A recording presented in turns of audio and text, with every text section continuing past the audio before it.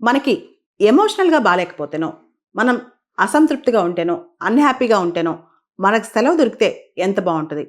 ఇలాంటిదే చైనా ఒక కంపెనీ ఇస్తుంది. అదే అన్‌హ్యాపీ లీవ్. చైనాలో చాలా పెద్ద retail giant company. Pang Dong Lai company ఎవరైనా వాళ్ళ ఎంప్లాయీస్ అన్‌హ్యాపీగా ఉన్నప్పుడో, ఎమోషనల్‌గా బాలేనప్పుడో, లేదా బర్న్‌ఔట్ అయినప్పుడో, స్ట్రెస్ అయినప్పుడో, మెంటల్ హెల్త్ బాలేనప్పుడో, వాళ్ళకి సంవత్సరానికి 10 రోజుల వరకు లీవ్ తీసుకునే అవకాశం ఉంటదనమాట. ఈ సందర్భంగా ఏ క్వెషన్ అడగరు. నేను అన్‌హ్యాపీగా ఉన్నాను. నాకు లీవ్ ఇచ్చేయండి. నాకు సెలవు ఇచ్చేయండి అంతే సరిపోద్ది. ఎటువంటి ప్రశ్న వేయరనమాట. సెలవిచ్చేస్తారు అక్కడ మేనేజర్సు. మనందరికి తెలుసు చైనాలో 996 వర్క్ కల్చర్ ఉంటది. అంటే 6 రోజుల పాటు వారానికి పొద్దున 9కి మొదలెడితే సాయంత్రం 9 వరకు పని చేయాలి.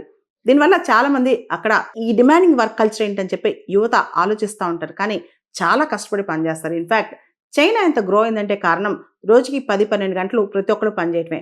అయితే రీసెంట్‌గా కొత్త ట్రెండ్ అక్కడ కూడా బయలుదేరిందనమాట.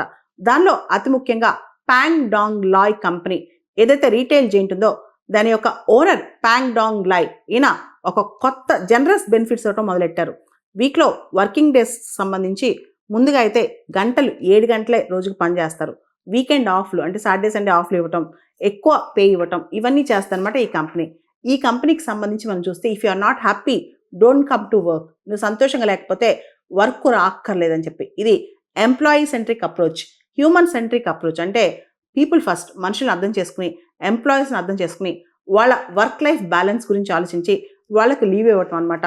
All work no play culture అనేది అస్సలు మంచిది కాదు. ఎంప్లాయీస్ ఎమోషనల్‌గా బెస్ట్‌గా ఉండాలన్నా, మెంటల్‌గా స్ట్రాంగ్‌గా ఉండాలన్నా, వాళ్ళు ఎమోషనల్‌గా వీక్‌గా ఉన్నప్పుడో, అన్‌హ్యాపీగా ఉన్నప్పుడో, ఇతర కష్టాలు వచ్చినప్పుడు వాళ్ళని చాలా జాగ్రత్తగా చూసుకోవాలి.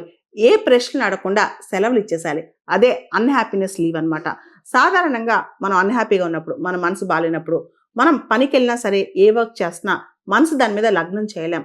మనసు దాని మీద ఫోకస్ చేయలేం అనమాట. కాబట్టి అన్‌హ్యాపీగా ఉన్నప్పుడు, ఎమోషన్స్ ఎక్కువున్నప్పుడు, లేదా ఎమోషనల్‌గా డ్రైన్ అయినప్పుడు ఒక 10 నిమిషాలో, 1 అవరో, 2 అవర్సో, ఒక హాఫ్ డేనో బ్రేక్ తీసుకొని మనకిష్టమైన పని చేయాలి. అది సైకాలజిస్టులు కూడా చెప్తా ఉంటారనమాట.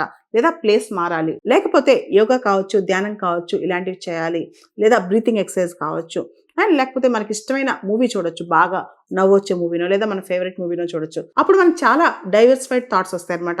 ఆల్రెడీ స్ట్రెస్‌లో ఉన్నప్పుడు, బర్న్‌ఔట్ అయినప్పుడు ఇలాంటివి చేస్తా ఉండాలన్నమాట. దానివల్ల చాలా వరకు మన మెంటల్ హెల్త్ బాగవుతుంది. ఇంకా ఎఫిషియెంట్‌గా పని చేయగలం. ఇదే అన్‌హ్యాపీనెస్ లీవ్ అనమాట. ఇది ఎంప్లాయీ రిలేషన్‌షిప్‌లోనే కాదు, మనకు మనం గూడా మనం ఎమోషనల్‌గా స్ట్రాంగ్‌గా లేనప్పుడో, లేదా మనం అన్‌హ్యాపీగా ఉన్నప్పుడో కొంచెం లైఫ్‌లో బ్రేక్ తీసుకోవాలి.